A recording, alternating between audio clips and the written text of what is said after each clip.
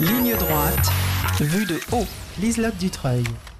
Pour cette vidéo, nous recevons Philippe Murer, économiste souverainiste, cofondateur du mouvement politique citoyen, avec Olivier Piacentini et Laurent Henninger, auteur de la note de la Fondation Respublica sur les scénarios de sortie de l'euro et de ses livres Comment réaliser la transition écologique et sortir du capitalisme du désastre. Bonjour Philippe Murer, merci d'être avec nous. Bonjour Liselotte. Et pour faire suite à votre invité précédent, Jean-Eudes Gana, j'ai beau avoir écrit le livre Comment réaliser la transition écologique, un défi passionnant. Je suis d'accord avec lui sur tous les escrologistes qui nous entourent, dont Salomé Saké est l'emblème vraiment extraordinaire. Bon, écoutez, j'espère qu'il écoute encore notre radio, et puis vous êtes au moins deux, mais je sais que nous sommes même légion derrière ces idées-là. Philippe Murer, si nous vous avons invité ce matin, alors on aurait pu parler d'écologie, c'est d'ailleurs un peu en lien, mais on va parler d'électricité. On va rendre à César ce qui est à César. C'est Florian Philippot sur son compte X qui alertait hier ses abonnés. La Commission européenne vient de demander à la France de scinder son marché de l'électricité en plusieurs entités, en rupture avec l'unification nationale et la création après-guerre d'EDF. Est-ce que concrètement, vous pourriez nous expliquer ce qui se passe et en quoi c'est un problème? Pourquoi est-ce que Florian Philippot se sent le devoir de tirer la sonnette d'alarme? C'est un article du journal européen Euractiv qui le signale, donc c'est une source on ne peut plus officielle. Et qu'est-ce que dit cet article? Parce que le marché européen, c'est très compliqué. C'est comme le marché européen de l'électricité ne fonctionne pas, la Commission européenne a décidé de changer toutes les règles.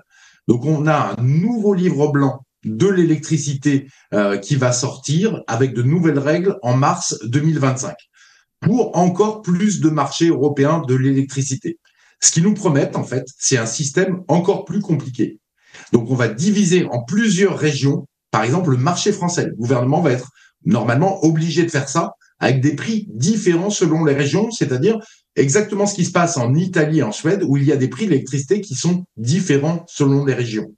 Alors, c'est vrai que ça pose un gros problème à EDF, qui est une entreprise nationale et qui devoir gérer des marchés locaux, et ça annonce une dislocation d'EDF.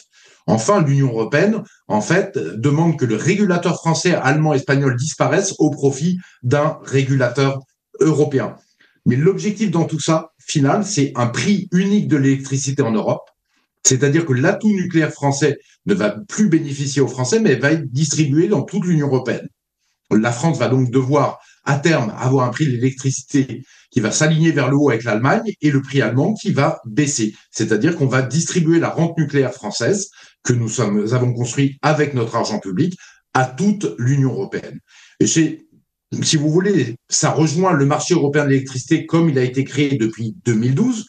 Au départ, en fait, en 2012, on avait un prix de l'électricité en France qui était à 12 centimes d'euros pour un coût de revient de 6 centimes.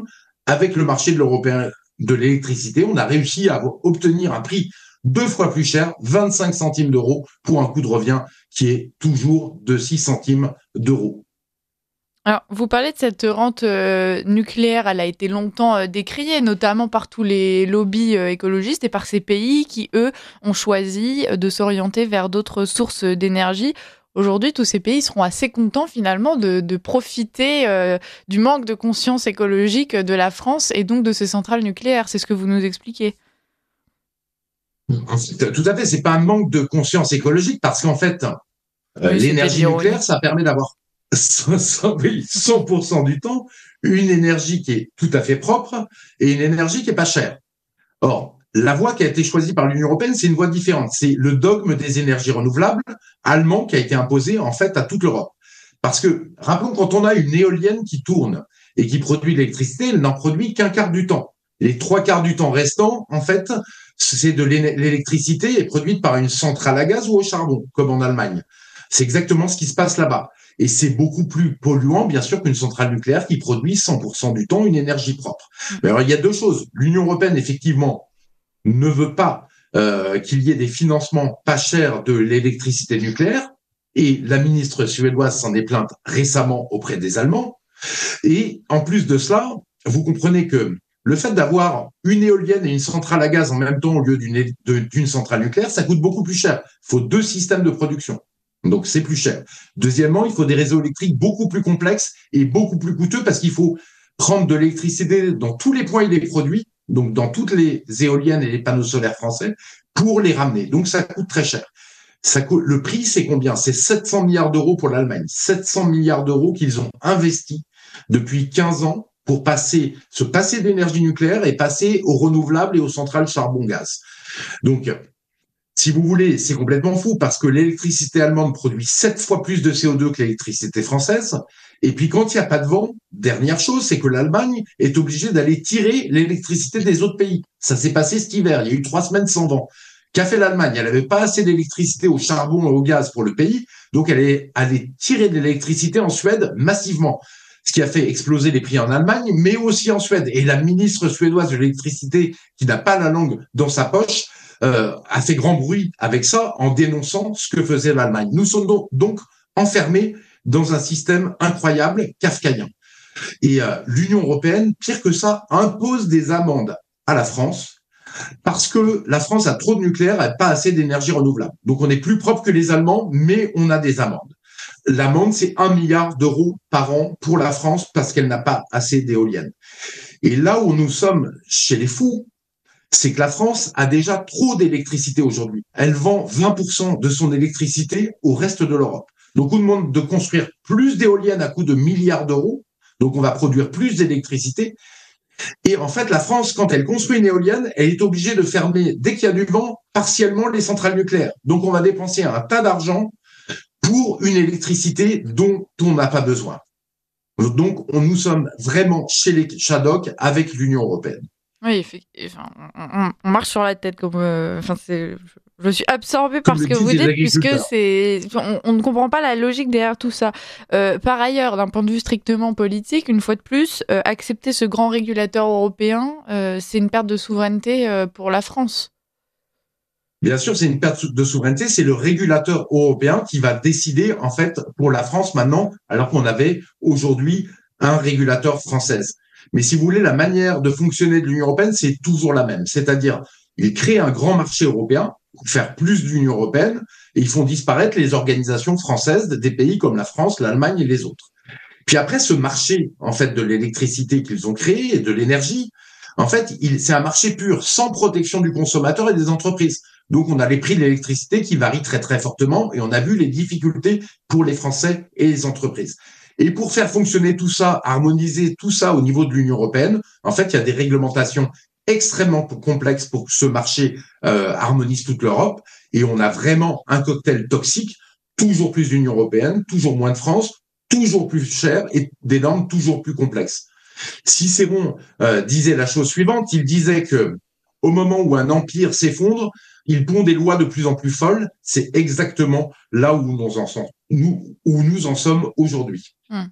Selon un rapport qui a été publié très récemment donc du groupe de réflexion Amber, l'Union européenne aurait économisé 59 milliards d'euros en réduisant ses importations de combustibles fossiles grâce à l'augmentation de la capacité éolienne et solaire. On devrait pouvoir se réjouir de ces chiffres, Philippe Murer, ou bien bon, est-ce qu'il y a une interprétation à en faire un peu différente de la façon dont c'est présenté ? Oui, mais c'est pour quel coût? On a vu que les coûts, c'est 700 milliards d'euros d'investissement pour l'Allemagne. Et quand on parle au niveau de toute l'Union européenne, les coûts sont gigantesques. Et en fait, tout ça n'est pas rentable. Et c'est pour ça qu'on est obligé de faire exploser le prix de l'électricité pour essayer de trouver une rentabilité. Vous savez, la France, en 1970, son électricité, elle était faite uniquement à partir d'énergie fossile et d'un peu d'hydraulique. C'est-à-dire qu'on faisait de l'électricité au fioul lourd et de l'électricité au charbon en 1970.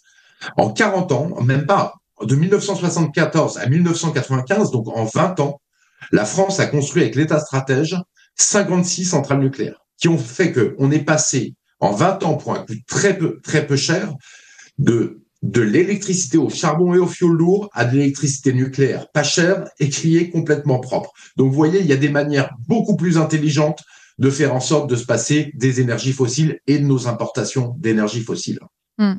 Alors, l'investiture de Donald Trump est dans tous les esprits. Philippe Murer, on le sait qu'il a l'intention de mener une guerre commerciale à l'Union européenne dans le but de favoriser le pays pour lequel il a été élu, ce qui est bien normal. Mais bon, c'est assez inquiétant. Est-ce qu'on peut s'attendre à des conséquences justement sur ce marché de l'énergie européen ? Oui, on va s'attendre à des conséquences et des conséquences très embêtantes. C'est-à-dire que Trump a dit qu'il veut réduire le déficit commercial des États-Unis avec l'Union européenne, ce qui est tout à fait légitime. Un monde idéal, c'est un monde où, grosso modo, tous les pays équilibrent leur balance commerciale. Il y en a pas qui doivent être consommateurs et d'autres qui doivent être uniquement producteurs. C'est beaucoup plus équilibré comme ça. Mais Ursula von der Leyen, qui est la tsar de l'Union européenne, l'allemande, mais qui est aussi très américaine, a immédiatement proposé à Trump d'acheter plus de gaz naturel liquéfié aux États-Unis. Le problème, c'est que ce gaz naturel liquéfié, il arrive 5 fois plus cher en Europe qu'il n'est vendu aux États-Unis. Donc, on aura du gaz encore plus cher en Europe, une électricité encore plus chère et des industriels européens encore plus dans la panade avec tout ça. Et concrètement, aujourd'hui, quelle serait la solution pour la France de s'en sortir ? Déjà, est-ce que donc cette volonté de réguler à l'échelle européenne le marché de l'électricité, Philippe Murer, est-ce qu'on est en position de négocier ça, voire de le refuser catégoriquement ? Et puis ensuite, deuxième question surtout, est-ce que vous pensez que nos politiques vont le faire ou bien est-ce qu'une fois de plus, on va être dans une démarche de soumission vis-à-vis de cette Union européenne ? C'est une très bonne question. Si théoriquement, la France n'a pas le droit de sortir du marché européen de l'électricité. Après, pour quelque chose comme ça, de ponctuel, on peut très bien imaginer un François Bayrou, rigolons quelques instants, qui va à la télévision et qui dit, à cause du marché européen de l'électricité, les Français arrivent peu à se chauffer pour ceux qui ont un chauffage électrique, les entreprises françaises sont en train de faire faillite et les industriels européens fuient la France et le continent européen. Donc, nous, on décide, la France, de sortir du marché européen de l'électricité pour sauver nos ménages et les entreprises. Vous comprenez bien que l'Union européenne serait tout à fait coincée. Et François Bayrou pourrait ajouter, en fait, la France produit une électricité à 6 centimes d'euros le kilowattheure. À cause du marché européen de l'électricité, on est obligé de la vendre à 25 centimes. Ça suffit, on ruine tout le monde. Donc maintenant, on produit à 6 centimes, on revient à un marché français de l'électricité, ça coûte 12 centimes d'euros le kilowattheure. Et tout le monde est sauvé et c'est meilleur pour la France et évidemment meilleur pour l'Europe. C'est évidemment possible de faire ça, Liselotte, pour le marché européen de l'électricité. Le problème, c'est qu'il faudrait le faire dans tous les domaines. On a aussi un immense problème de flux d'immigration. Vous en parlez régulièrement sur votre antenne. Eh bien, l'Union européenne, avec Schengen, nous empêche d'avoir des frontières nationales et des gardes frontières pour éviter que des migrants clandestins franchissent les frontières. C'est impossible d'avoir des lois françaises, par exemple, sur le regroupement familial, parce que l'Union européenne nous impose des directives regroupement familial. Donc, on voit qu'on ne peut pas le faire dans tous les domaines. Ça poserait un problème. Ça poserait un problème de constitutionnalité, parce que la France, appartenir à l'Union européenne, c'est dire quoi ? C'est dire que la France doit respecter les traités européens et le droit européen qui s'applique des traités. Et si vous voulez, en plus, dans le traité de Lisbonne signé par Sarkozy, il y a écrit que le droit européen est supérieur au droit français, donc il doit être absolument respecté. Aller contre les directives européennes, en fait, c'est aller contre la Constitution française. Voilà pourquoi c'est bloqué. Voilà pourquoi on ne peut faire qu'une exception en faisant un grand show télévisé, mais on ne peut pas le faire dans tous les domaines dont on aurait besoin, comme sur l'immigration.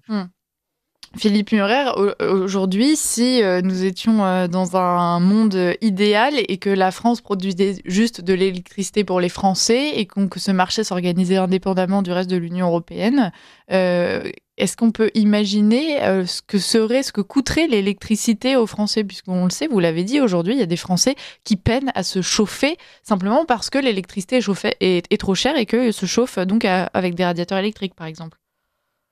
Si on sort du marché européen de l'électricité, on fait un marché français. Puisque le coût de revient de l'électricité, c'est 6 centimes d'euros en France, on pourra le vendre comme en 2012 à 12 centimes le kilowattheure. Donc les Français verraient leur note d'électricité divisée par 2.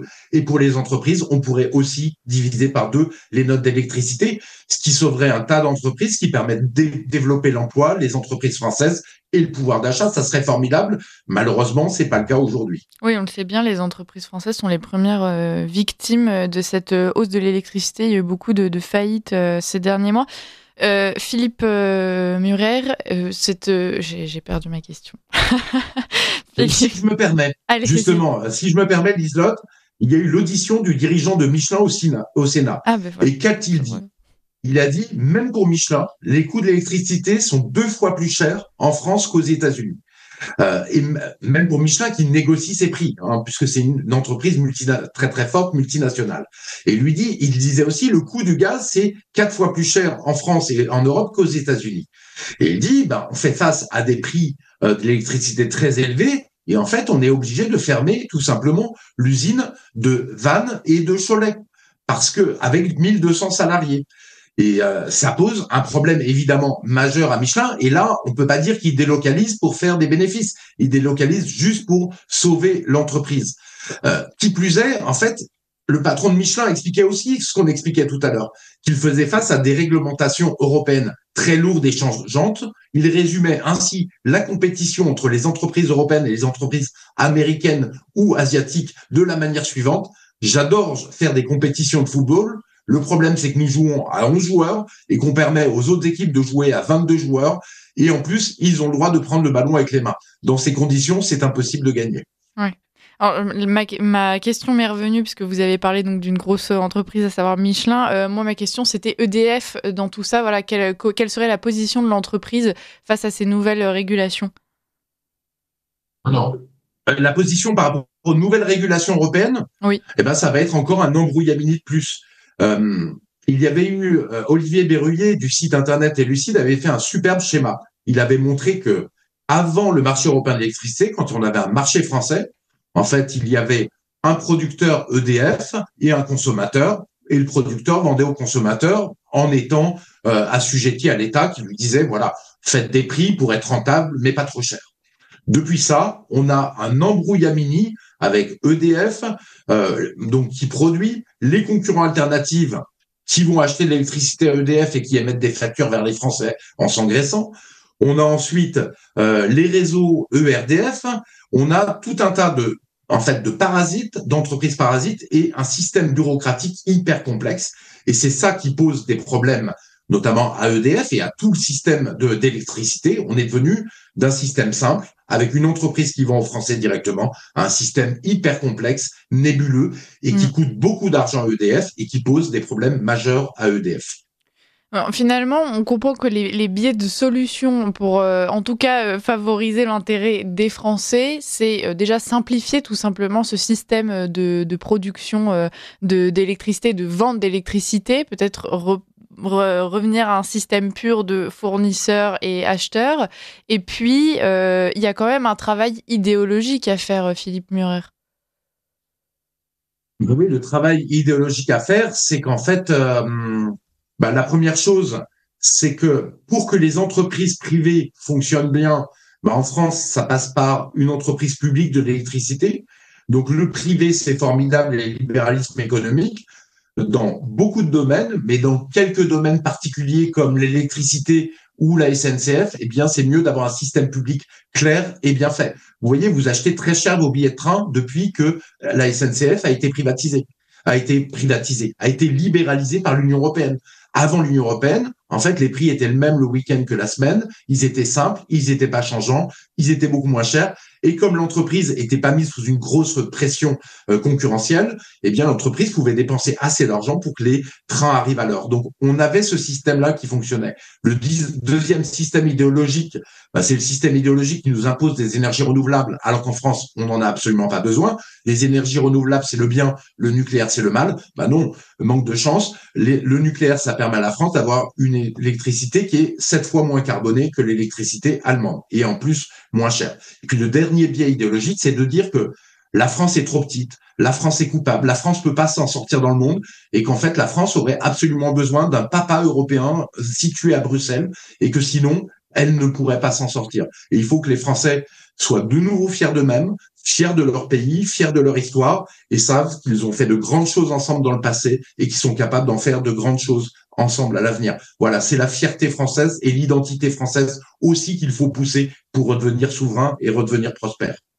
Et alors, bon, je vous pose la question, j'imagine la réponse, puisque je sais que donc vous êtes un souverainiste engagé, Philippe Murer, mais à l'heure où justement on a ce Donald Trump qui arrive à la tête des États-Unis, est-ce qu'il ne serait pas de bon ton de faire corps avec les autres pays de l'Union européenne, justement, pour pouvoir assumer cette concurrence rude qui s'annonce?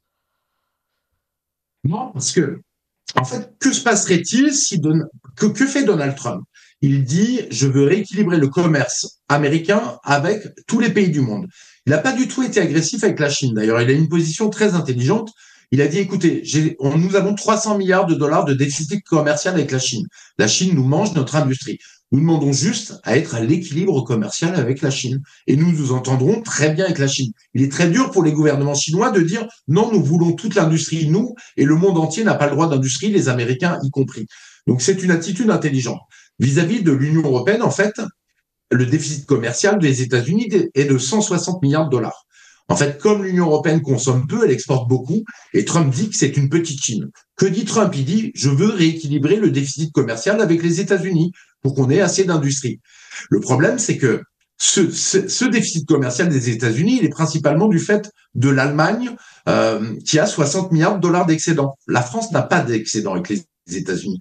Donc en fait, Donald Trump va mettre des droits de douane avec l'Union européenne pour imposer un rééquilibrage du commerce qui est tout à fait logique. Le problème, c'est que la France n'a pas d'excédent commercial. Si elle n'était pas dans l'Union européenne, en fait, on pourrait négocier avec les États-Unis en disant, nous n'avons pas de déséquilibre commercial, donc il est totalement logique qu'il n'y ait pas de droit de douane entre la France et les États-Unis. Vous voyez, donc nous sommes totalement perdants dans ce système, nous, la France, et en fait, on se retrouve avec quelque chose de fou, c'est-à-dire que la réponse qui est faite par le système que vous avez dit, c'est en fait, l'Union européenne ne marche pas, il faut plus d'Union européenne. Eh bien, c'est exactement la même réponse qui était faite par les communistes de l'URSS, de l'Union soviétique, c'était de dire ça marche pas en URSS parce qu'il faut plus de communistes. Donc l'Union européenne ressemble de plus en plus à l'URSS et en fait, sans se rendre compte que comme le Titanic, il fonce tout droit vers l'iceberg et que pour nous, il est vraiment temps de quitter ce navire. On parle des pays qui pèsent sur notre économie, Philippe Murer. On parle de l'Allemagne qui, par exemple, dès qu'il manque un souffle de vent, doit aller chercher de l'électricité ailleurs. Et donc, les habitants des pays concernés, vous parliez de la Suède, en pâtissent sur leur facture d'électricité. Mais est-ce qu'il n'y a pas des pays aussi qui pourraient être un atout pour la France, qui pourraient contribuer, par exemple, à pallier ce déficit de l'Allemagne quand il n'y a plus de vent? Si on s'y met à plusieurs, on peut imaginer que les choses devraient être relativement neutres pour chaque pays pris individuellement. Ce qui se passait avant le marché européen de l'électricité, l'Union européenne, si vous voulez, c'est que la France exportait de l'électricité quand on en avait en trop et que l'Allemagne et d'autres pays importaient. Donc en fait, c'était exactement la même chose. Mais simplement, on le faisait au niveau national. Chaque pays parlait avec les autres pays et s'arrangeait pour équilibrer son marché de l'électricité comme tous ces autres marchés. Et ça se passait extrêmement bien. Donc vous voyez, alors qu'en fait, la protection du marché européen de l'électricité permet à l'Allemagne d'être complètement irresponsable. C'est-à-dire qu'elle permet de dire à l'Allemagne, bon, je suis en déséquilibre d'électricité complet avec mes éoliennes et les panneaux solaires. Peu importe, j'irai tirer de l'électricité sur la Suède et tirer de l'électricité en Pologne quand j'en ai besoin. Mais c'est pareil pour l'immigration. Si vous voulez, les pays avant protégeaient chacun leurs frontières. Aujourd'hui, ça serait les frontières extérieures qui devraient être protégées. Mais quand la Grèce, il y a des réfugiés qui partent en Grèce ou qui arrivent en Italie, les pays peuvent être irresponsables par ces règles et disent tant pis, je me débrouillerai pour qu'ils passent en France ou en Allemagne ou ailleurs, si vous voulez. Il est beaucoup mieux, beaucoup plus efficace quand chaque pays est responsable de soi-même et ensuite fait des coopérations plutôt que de faire une responsabilité globale complètement éclatée qui aboutit finalement à l'irresponsabilité générale. Est-ce que derrière ces grandes décisions politiques, Philippe Murer, on peut s'interroger sur les intérêts personnels que pourraient avoir certains de nos dirigeants dans par exemple, ce projet donc, de régulation du marché de l'énergie à échelle européenne? C'est vrai qu'on peut se poser la question parce qu'on voit que, par exemple, un Thierry Breton qui était commissaire au marché intérieur européen travaillait avant cela pour Bank of America, obtient des secrets d'État, évidemment, un carnet d'adresses gigantesque au niveau de l'Union européenne, et repasse à Bank of America juste après avoir quitté le marché, la régulation du marché intérieur, qui n'est pas rien. Avec l'aval de l'Union européenne. Avec l'aval de l'Union européenne, qui d'ailleurs dit, bon, bah, normalement, il faut attendre 2 ans pour le faire, mais Thierry Breton, il n'y a pas de problème, vous pouvez le faire tout de suite. Évidemment que Thierry Breton n'est pas un banquier, n'est pas un trader, n'a aucune connaissance particulière en finance. Et évidemment qu'il est acheté pour son carnet d'adresses. En fait, il y a toute une petite oligarchie française et européenne qui profite de l'Union européenne pour s'enrichir avec tous ces lobbies américains et en fait, qui appauvrit finalement aussi tous les Français, tous les Européens, parce que l'Union européenne, c'est la débâcle. Vous savez, on dit la France, c'est la débâcle au niveau de l'industrie. Et c'est vrai. Macron dit qu'il réindustrialise le pays. Les chiffres officiels de l'Union européenne et d'Eurostat, c'est que l'industrie française a baissé de 5% depuis 2017, depuis que Macron est arrivé au pouvoir. On voit le niveau de mensonge. Mais en Italie, on a aussi une baisse de l'industrie de 5%.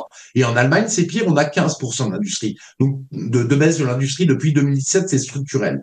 Donc, en fait, on voit que tout ce système européen profite à une oligarchie et est en train de complètement détruire les pays, détruire les nations qui en font partie. Mm.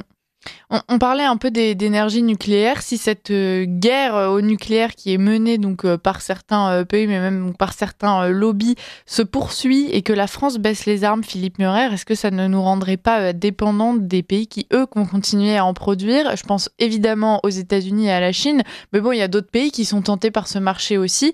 On parle de la France qui donc est dépendante pour l'instant des réglementations européennes. Ça pourrait être bien plus grave et demain, on pourrait se retrouver complètement dépendant de pays extra-européens. Exactement. Et le nucléaire, c'est vraiment une énergie qui a beaucoup d'atouts parce que comme ça utilise des quantités de combustible très faibles et très facilement stockables, on a du combustible nucléaire pour 5 ou 10 ans à venir. Donc s'il y a une crise dans le monde, on n'est pas obligé d'aller chercher à tout prix du combustible nucléaire. On a déjà l'uranium sur le sol français. Mais vous savez, Liselotte, ce qui est terrible, c'est que la France était en avance sur le nucléaire. Elle avait Superphénix qui permettait d'utiliser en fait l'uranium qu'on n'utilise pas d'habitude dans le combustible, c'est-à-dire 99% de l'uranium. Et les écologistes et la gauche française, la gauche plurielle, ont fait fermer Superphénix. On avait 25 ans d'avance sur le monde entier. Or aujourd'hui, la Chine est en train de tester avec beaucoup d'argent ses Superphénix, ses centrales nucléaires. Les États-Unis avec Bill Gates aussi. Et vous savez, si on pouvait utiliser cet uranium 238 qu'on n'utilise pas aujourd'hui dans les nouvelles centrales nucléaires, en fait, on a sur le sol français 2000 ans de combustible nucléaire pour produire pendant 2000 ans de l'électricité. Et au niveau mondial, on a de quoi produire l'énergie mondiale pendant 2000 ans avec les stocks d'uranium mondial. Et ça, si vous voulez, c'est pas Philippe Murer qui le dit, c'est le CEA qui a expliqué que ceci était vrai. Donc en fait, au lieu de faire des éoliennes qui rendent les gens tristes parce que ça rend le paysage moche, l'énergie chère, au lieu de mettre des panneaux solaires pour couvrir partout les surfaces, je pense qu'il serait beaucoup plus logique de passer au nucléaire pour avoir une énergie propre, concentrée en des endroits, avoir une nature effectivement immaculée et des paysages qui sont en adéquation avec ce que veulent les Français. Donc tout ça est une gigantesque absurdité. Vous dites que tout ça pourrait être en adéquation avec ce que veulent les Français. Bon, il nous reste à peine 2 minutes, Philippe Murer. Est-ce que vous pensez que la pression populaire peut influencer les politiques énergétiques françaises aujourd'hui ?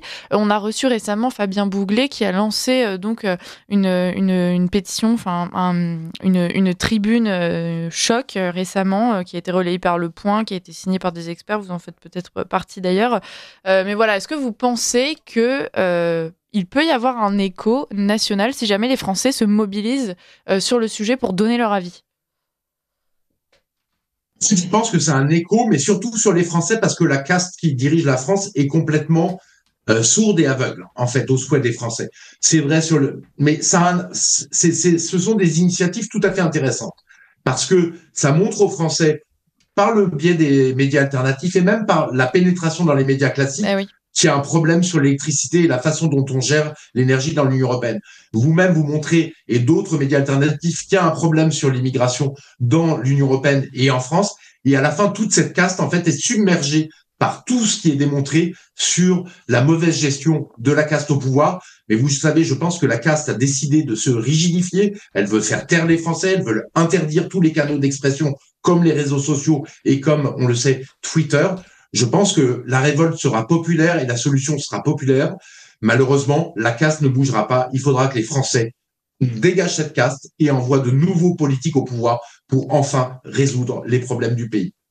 Merci beaucoup Philippe Murer, et puis de la même façon que vous, alors quelle que soit la forme que ça prend, on espère en tout cas que les Français seront bientôt débarrassés de cette fameuse caste dont vous nous parlez, puisque ça semble être quand même leur volonté générale. Merci donc d'avoir été avec nous Philippe Murer, vous êtes économiste et souverainiste, cofondateur du mouvement politique citoyen avec Olivier Piacentini et Laurent Henninger, puis vous êtes l'auteur de différents ouvrages disponibles aux éditions Jean-Cyril Godefroy pour les auditeurs que ça intéresse. Merci et à très bientôt Philippe Murer.